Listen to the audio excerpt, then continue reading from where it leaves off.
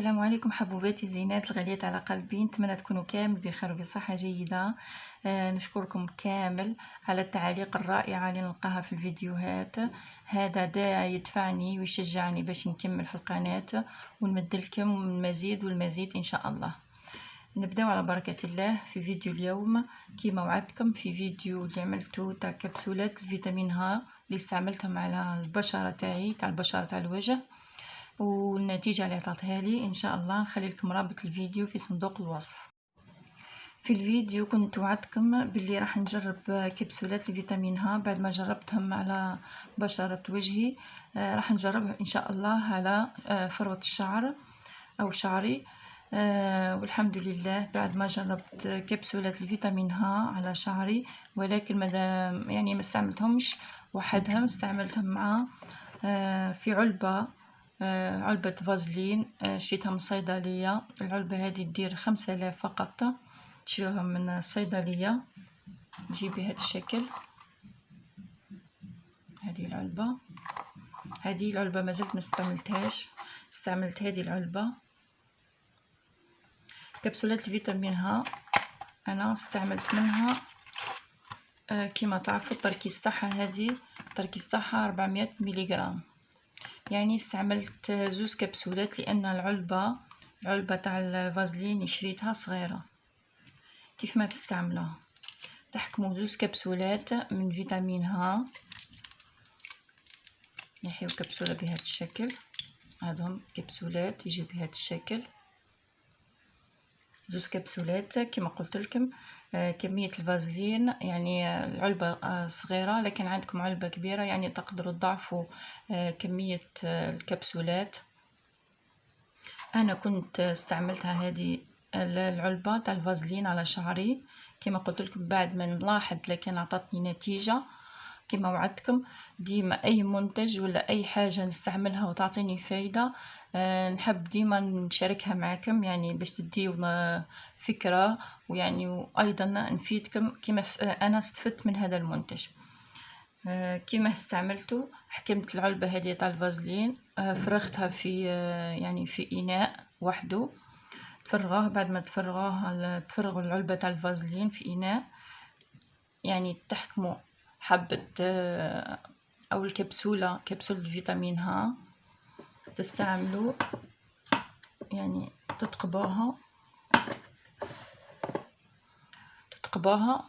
يعني ابرة ولا اي حاجة توفر عندكم، تقبوها من هذا المكان، يعني تتقبوها ومن بعد تفرغوها. تجي هي كشغل القوام تاعها لزج القوام، يعني مش يقولوا ساعات يقولوا يعني كبسولات الفيتامين ه هي عبارة عن زيت، لا، هي عبارة عن مادة لزجة يعني كأنها صمغ. بعد ما تفرغوا زوز كبسولات من هاد الفيتامين ه، تفرغوه في الإناء اللي فيه الفازلين، تخلطوا جيدا، تخلطوا باش يعني يعني تدمج هذاك الكبسولات، يعني السائل اللي في الكبسولات مع الفازلين، تخلطوها جيدا. انا كيما استعملتها يعني بعد ما نغسل شعري كما قلت لكم قبل درت لكم فيديو عن يعني منتجات تساقط الشعر اللي كنت انا استعملتهم، دوك نوريه لكم.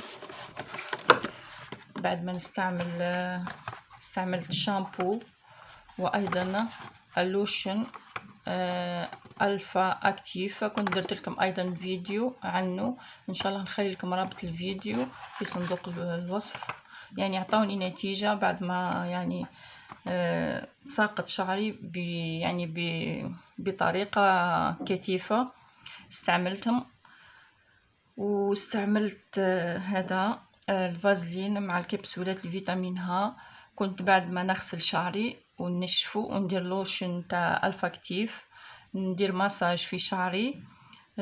شعري هو مبلول شويه، يعني نشفه غير بالمنشفه. نستعمل كميه من هذا الفازلين، نحط كميه في يدي ويعني نديره على كامل فروة الرأس، يعني شعري من الفوق لتحت لأسفل. ندير عليه الفازلين ونخليه نزيد نغلفه بالمنشفة. الاستعمال تاعها كل ما تغسلوا شعركم تستعملوها، يعني تقدروا تستعملوه هذه الطريقة تقدروا تستعملوه حتى والشعر يكون ناشف، يعني مش لازم يكون مبلل. هي تكون مبلل يعني طريقة الامتصاص تكون أسرع. كي تكون هو يعني مبلول شوية وديروه في منشفة ونديروا الفازلين هذا هو والكبسولات هو السائل اللي فيه تاع كبسولات الفيتامين ها، راح يعطيكم نتيجة أكتر وأسرع. نعطيكم النتيجة اللي لاحظتها بعد استعمالي، يعني استعملته مدة يعني قريب شهر ولا أكتر استعملته. لاحظت أنه شعري يعطيكم كثافة، يعني الشعر يولي كثيف، ما تصوروش الكثافة كيف ما انا شعري ولا غاتي مع هذوما اللوشن والشامبو الفا كتيف، يعني عطوني نتيجة فعالة. وايضا يعطيكم لمعان الشعر وترطيب ايضا. كما قلت لكم بعد ما تعطيكم نتيجة يجب المداومة، يعني تكملوا حتى لمدة يعني شهر او شهرين. يعني كنت تلاحظوا انه العلبة يعني فضت لكم ولا فرغت، تقدروا زيد تشريوا علبة اخرى تاع فازلين، يعني الثمن تاعها يعني مش غالي 5000. وكاينين يعني انواع هي فازلين لازم يكون طبيعي، لا فيه رائحة ولا فيه لون، هذا الافضل للشعر. تستعملوا فيه كما قلت لكم الكبسولات، ومع المداومة يعني من 2 إلى 3 مرات في الأسبوع، حتى يعني تقدر تستعملوه هو الشعر ناشف، يعني للتلميع يعني لمعان الشعر باش يعطيكم لمعة وأيضا كثافة للشعر. في الأخير نتمنى كنت فدتكم بهذه المعلومات والنتيجة بعد الاستعمال لفيتامين وكبسولات الفيتامين ه والفازلين.